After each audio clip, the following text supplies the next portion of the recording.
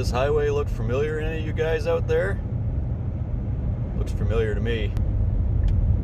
How about this driveway? Does this driveway look familiar to you guys? Looks awful familiar to me. Bet you that's a coreless flywheel right there.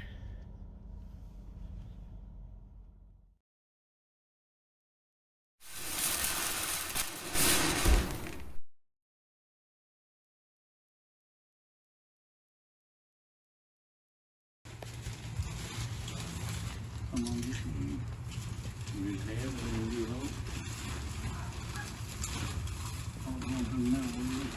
Get going on that. See if that little sandwood will break. I don't know if that stuff will break or not. There ain't much room in this bowl. There it is. That in it. The hydraulic hose, which I've used before for steam. I think I remember that. Yeah, I done it on that, and it wasn't worth the crap. This one's a new one, so I want to try it and see if I can get that recently. Oh, nice. And make sure it was over here. I'm not one of them ones that just gets a boiler and blows the fire in. Can't do that. People they scare the hell out of me. Yep.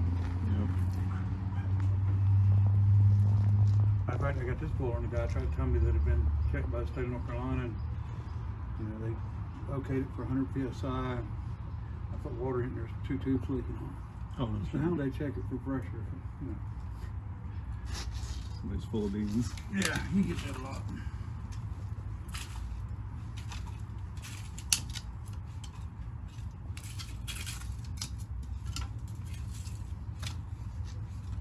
Yeah, I figured that engine was small enough. This thing it's going to run it to run it. It would run it off the air compressor, 180 psi, but there's no volume there, you know, especially that little line. Right. That's what gets me with these hydraulic hoses. You know, it's a 1/2 inch hose, but if you look at the fitting's down to 1/4.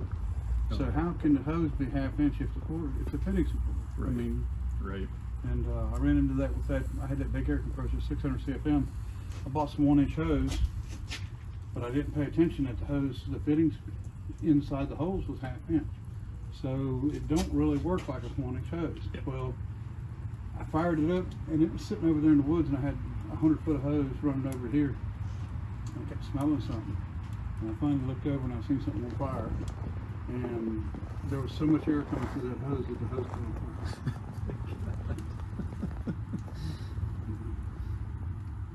I think I recall that in one of your videos. You had the hose melting on one end, right? Yep. But anyway, we'll let that steer a little bit. Keep it rolling. This all comes from the pallet place. I get everything for free. Perfect. Perfect. I buy a damn wood. Oh, yeah. Let me show you another piece over here. You've probably never seen one of these.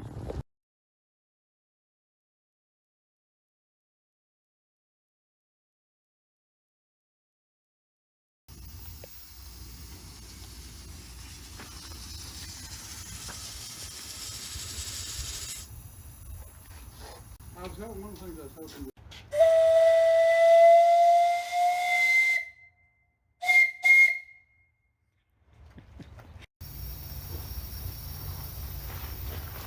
Sorry, you've been captured for posterity. It doesn't matter. The camera breaks, it's not my fault. It probably really is, but.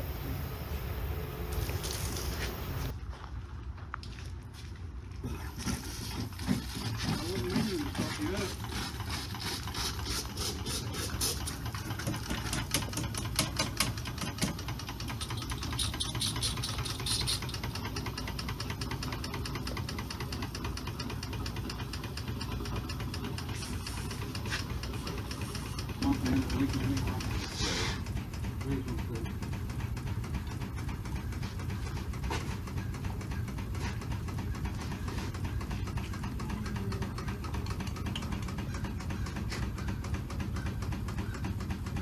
Do you think you're still going to swap the bases out and just keep them both? Or What's that? do you think you're still going to swap the bases out and keep them both? Probably will, but that'll be one on the long list of restoration jobs. That'll be down there toward the end, so Yeah. hopefully I'll get to it.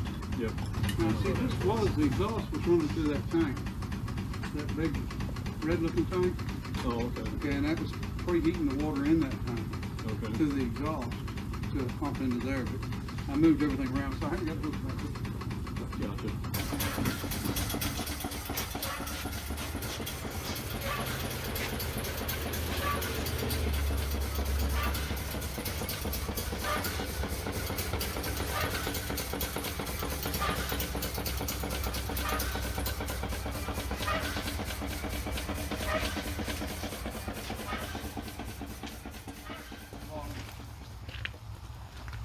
I stuck that one on now. I have no idea what this is going to do. So.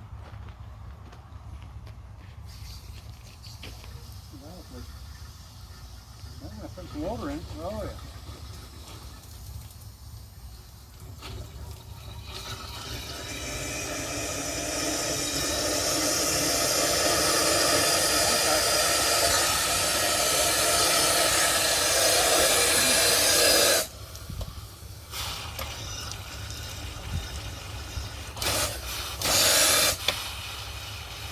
That's weird.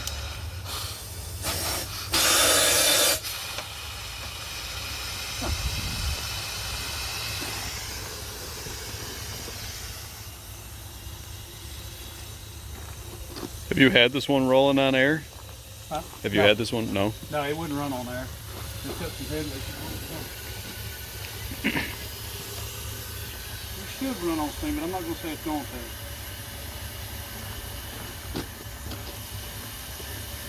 That's a weird way that it's leaking though over here because it's leaking out of the bolt hose.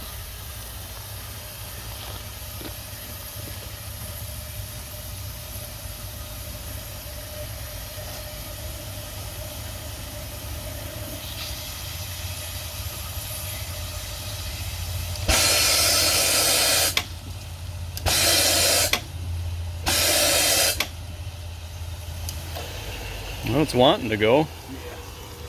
We're going to give him that pressure and I'm going to put 2 bolts in. Well, valve ain't leaking yet. Yep. Did you put bolts in there? Yeah.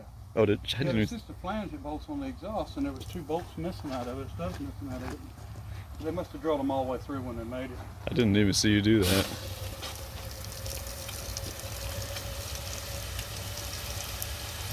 Plenty of water. Yeah.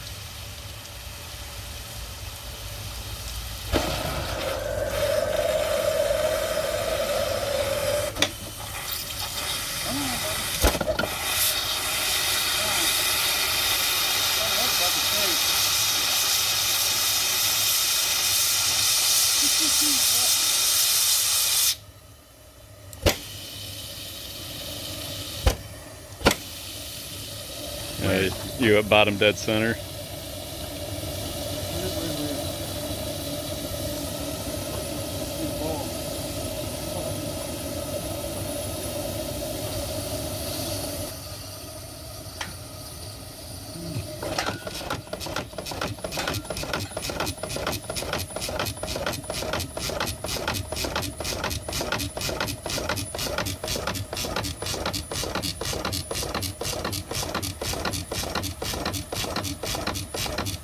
House is running.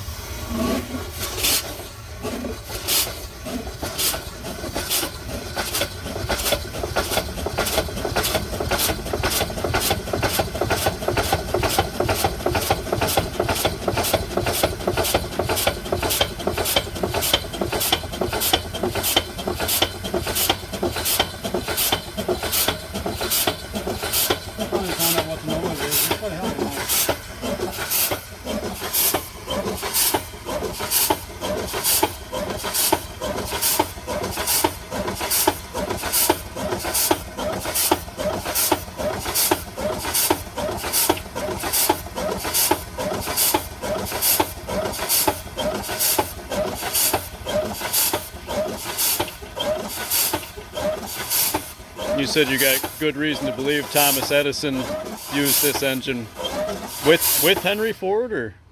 No, this was in the Henry Ford Museum, but I think this was actually used for testing when Edison was at probably Menlo Park. You know, they had an upright that ran the line shafts, but for testing generators, this is the earliest automatic governored engine that we know of, period.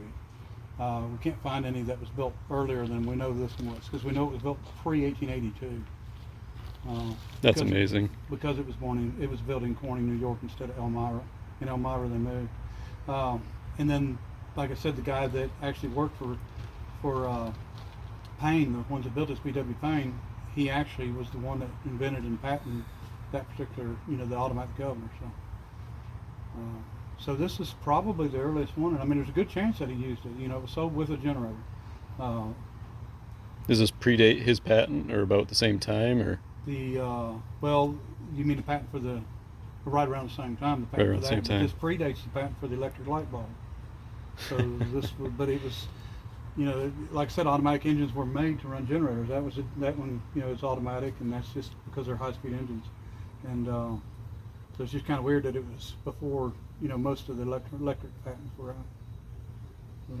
And there's some mention about a Payne engine going to a show that was not necessarily a World's Fair, but it was a show that was showing off the new electricity and stuff like that Edison was at. So I mean, but I haven't been able to pin them together. But now there is an award given by Henry Ford. I've got it was actually like a, I guess you could call it like a ribbon with a badge, and they won something through Henry Ford for being having the automatic engine and being the first successful automatic engine. No kidding. Yeah. And I've got copies of it in there. That's very cool.